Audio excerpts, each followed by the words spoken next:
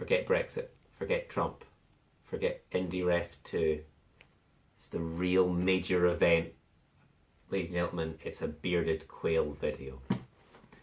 Welcome back and welcome to this little cardboard box. It came delivered today by Royal Mail and it contains Rumbleslam, or rather my pledge for Rumbleslam.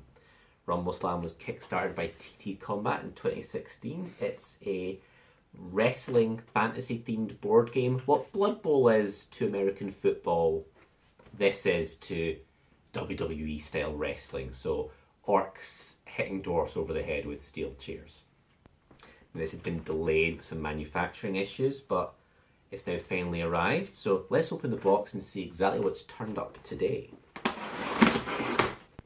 Because the honest answer is, it's been so long since I've backed this, I can't entirely remember what I got.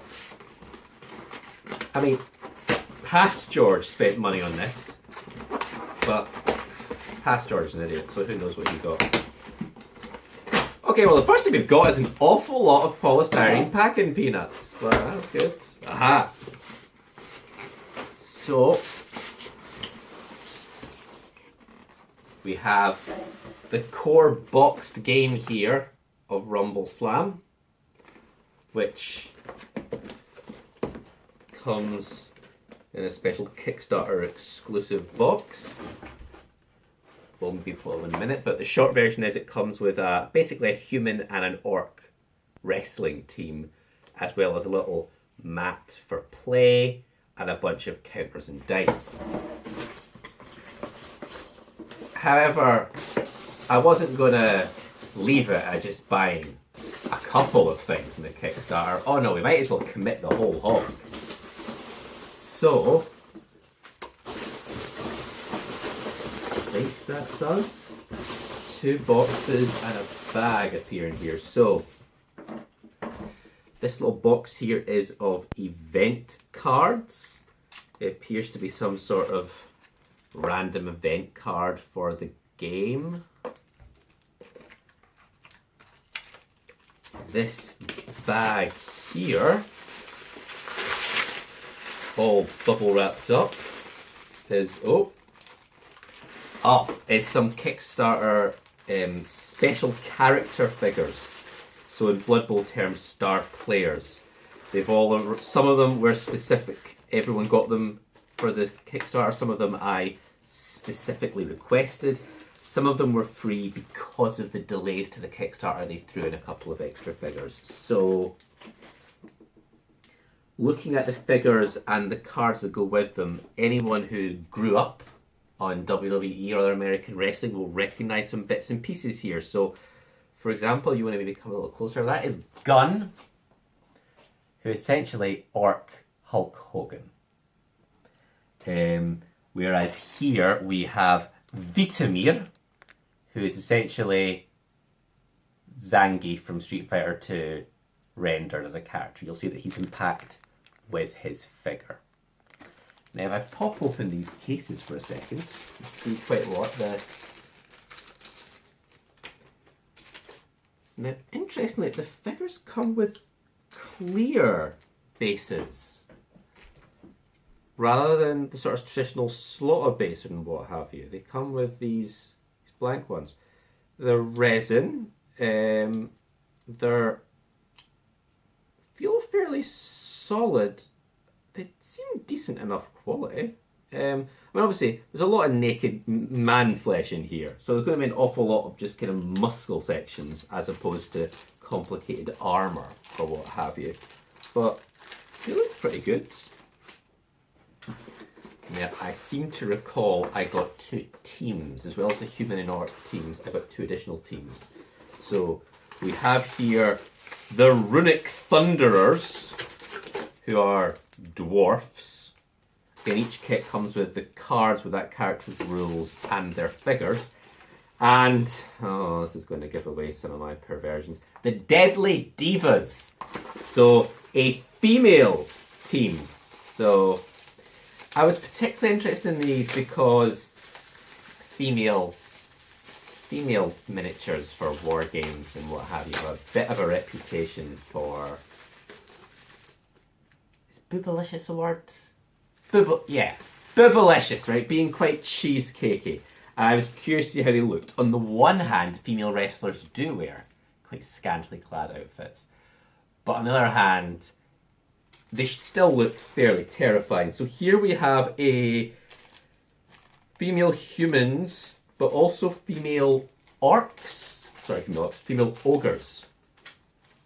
So this female human figure isn't wearing terribly much, but compared to some WWE divas, I think she's actually quite fully clothed. But this ogress figure, I think she actually looks quite intimidating.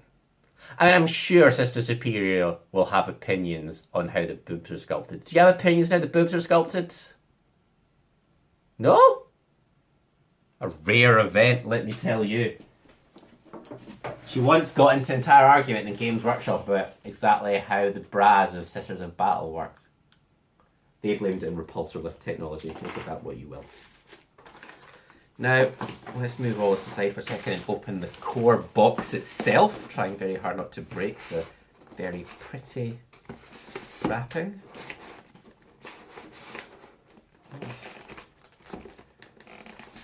There we go. So, the box is, compared to some war games, not quite as pretty as like a Dreadball or Warhammer box, but it's what's inside that counts. So my mammy always told me. Mammy told me a lot of things that aren't true. So inside this box, you've got a mouse mat-esque sort of mat for gameplay. Squared off, but mat means it's easier to kind of roll up and store. We've got several little plastic counters of blood drops, arrows, stars, presumably to mark various conditions in the game. We've got dice.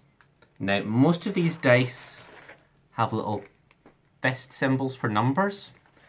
From what I can tell from the rules, the colour of dice shows how good you are at something. Bronze, silver, or gold. So the gold dice marks a better skill. When you're awarded dice by the stats, that's part of the control. The red is something else. I think that's cheers and boos from the crowd. So the crowd heat score. We've got cards. We've got the rules for the human and orc teams. And you'll notice that against the various stats, attack, defense, grapple, and dexterity, there are coloured dice shown. So dexterity for the little halfling is 2 silver. Dexterity for the goblin is 3 gold. There would also appear to be a little rules summary card as well. There is a full colour rulebook, which includes alright artwork. Yep. And some little fluff sections, some little background. And then finally the figures. So as I mentioned earlier, it's orcs and humans. So just open this one here. So we're just some human team models. So 2 halflings and 2 male humans. So again, like I said, the figures are quite solid. They're not as brittle as some kinds of resin, what have you are. So they feel decent quality. They're might be a little bit unremarkable for some people to paint if it's just going to be nothing but flesh tone everywhere, but there's a decent amount of detail in the musculature that might make them kind of interesting. So I did have a preview playtest version of the rules, but I never actually got a chance to try it. So this is a brand new virgin game for George and something that I'm hoping to try in the near future. So my experience with Rumbleslam and some other things will appear on the Bearded Quail blog, beardedquail.com.